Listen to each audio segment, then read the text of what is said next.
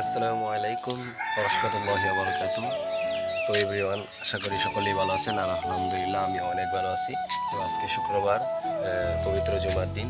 আর আজকে আমরা চিন্তা করতেছি যে আমরা শাহী মসজিদ আছে একটা, আমাদের এখানে একটা শাহী মসজিদ আছে, যেই মসজিদে আজকে জুম্মার নামাজ পড়ার জন্য আমার বন্ধুদের সাথে প্ল্যান করছি যামু।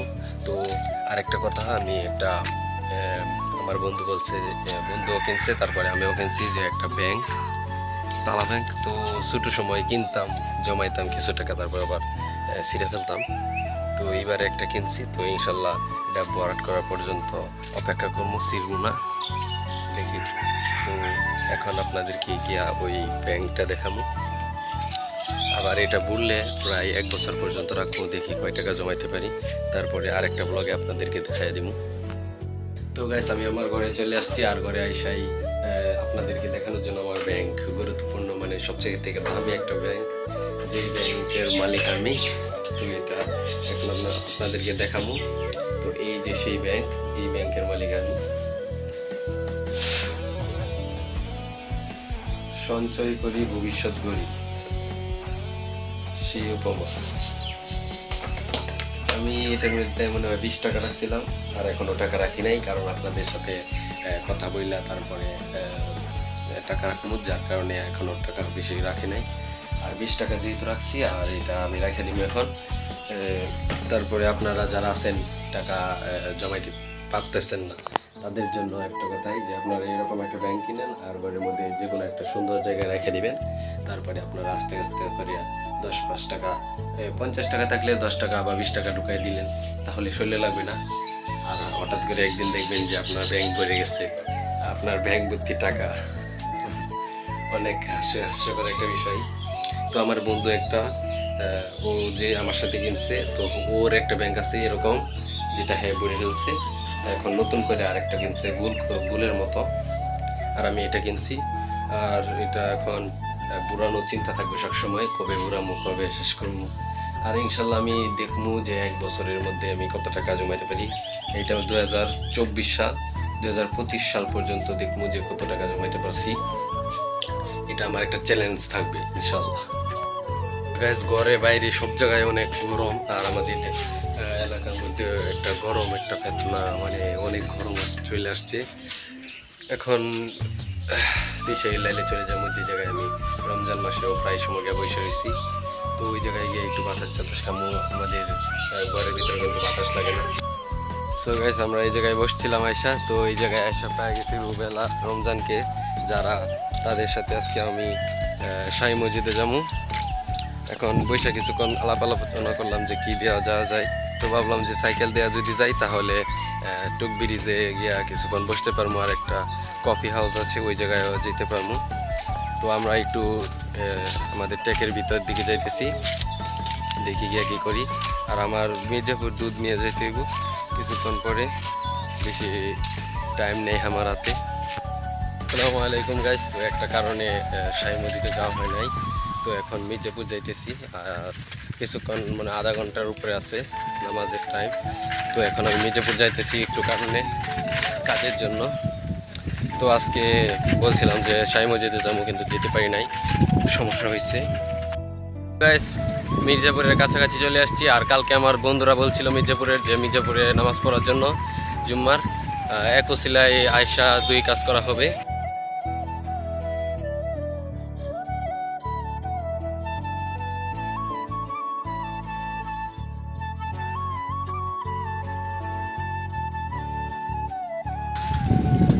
সো গাইস, নামাজ পড়িয়া পরে মির্জাপুরে একটা হোটেল আছে, যেই কমন হোটেল, যেটার মধ্যে আমি প্রায় সময় খাই। তো ওইটার মধ্যে গিয়ে একটু খাবার দাবার করে এখন আবার আমার আম্মু যে জায়গায় চাকরি করে ওই জায়গায় যেতেছি।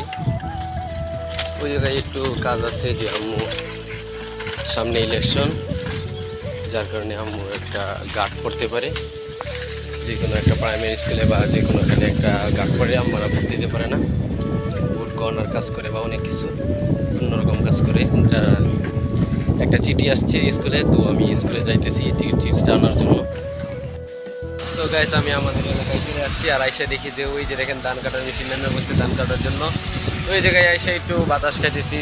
আমাদের ফুল লিটার আর এই জায়গায় আলহামদুলিল্লাহ ভালো বাতাস। তো এই জায়গায় একটু বসলাম, তারপরে আপনাদেরকে এখন দেখাইবো। আর যে দেখেন আমাদের বিলের যা ক্ষেত আছে সবগুলাই কিন্তু এখনও কাটা হয় নাই, সবগুলাই মানে কাটা কাটা ছাড়া। আর এত সুন্দর করে পাখেও নাই যা কেটে ফেলবে। আর এইগুলা হালকা পাকছে, যার কারণে কাটাকাটি শুরু করে দিছে। এই যে দেখেন মেশিন দিয়ে কাটাকাটি হচ্ছে। তো আমি আজকে ব্লগ করতেছি ঠিকই, কিন্তু আজকে আর মেশিনের কাছাকাছি যাইতেছি না।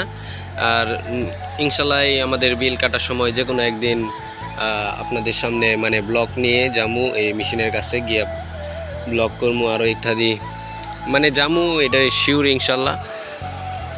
এখন বাড়িতে চলে যাই, খিদাও লাগতেছে।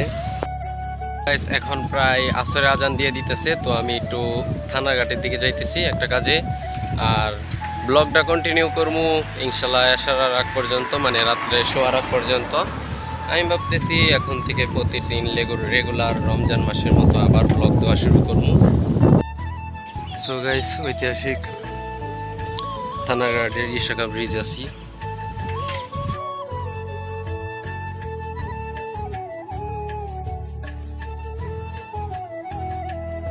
সো গাইস, এই পালসার দিয়ে আসছিলাম এই জায়গায়, আর আমি এই জায়গায় বসে রয়েছি। এই যে শাহী মসজিদ, আর ওইটা ঢাকা যাওয়ার রুট, আর এটা আমাদের বাড়িতে যাওয়ার রুট, আর এটা শাহী মসজিদে যাওয়ার রুট। তো আমরা এই 3 রাস্তার মোড়ের এই জায়গায় বসে রয়েছি। এমন একটা ঘর আছে সুন্দর, যে জায়গায় বৃষ্টি আসলে রাস্তার মানুষ এই জায়গায় এসে দাঁড়াইতে পারবো। তো আমি এই জায়গায় এসে একটু বসলাম। তো একজন আসবে ওই জায়গায়, ওনার জন্য ওয়েট করতেছি। আসসালামু আলাইকুম গাইস। তো ওইখান থেকে চলে আসছি, আর আমি যে জায়গায় অপেক্ষা করতেছিলাম যার জন্য, তো তিনি আসলেন। আইসা এই যে একটা ব্যাগ আর আর 4টা বিরিয়ানির পার্সেল দিয়ে গেছেন। তো এইসব নিয়ে আবার বাড়ির দিকে চলে আসছি। তো এখন অনেক গরম লাগতেছে, কথা বলার মতন কোনো মুড নেই। তো বাড়িতে গিয়ে আগে ঠান্ডা হই, তারপরে কথা বলবো। গাইস দেখেন রাবি, তো ওদের ঘরে আসছিলাম, এসে দেখি যে সে গেম খেলতেছে ফ্রি ফায়ার, আমার একদমই পছন্দ না। আসসালামু আলাইকুম গাইস। তো রাত্রে অনেক গরম, আর এতক্ষণ আমরা বিকালবেলা এসে এত সুযোগও পাই নাই ভিডিও করার মতন। তা এখন আমি আমাদের দোকানের যেই চাঙ্গারিটা আছে, মা চাঙ্গা আছে, তো আমি এই জায়গায় বসে রয়েছি। তো আমার সাথে 2জন বন্ধু ছিল, তো ওরা একজনের বাড়িতে গেছে, আর আমি এখন এক জায়গায় বসে রয়েছি একা একা। তো বালা এত গরম লাগতেছে, আর ঢাকা শহরে মনে হয় আরও বেশি গরম আমাদের থেকে। দেখলাম শাইখ আহমদুল্লাহ যতটুকু সম্ভব, যে উনি মোনাজাতে মানে বৃষ্টির মোনাজাত নামাজ পড়লেন, মোনাজাত করলেন। তো অনেক আল্লাহ দেব বৃষ্টি, এটা আমরা চাই। আর বৃষ্টিটা হওয়া আমাদের জন্য অনেক জরুরি, যে গরম পড়ছে। আর আমি এখন বাইরে বসে রয়েছি, হালকা হালকা বাতাস লাগতেছে।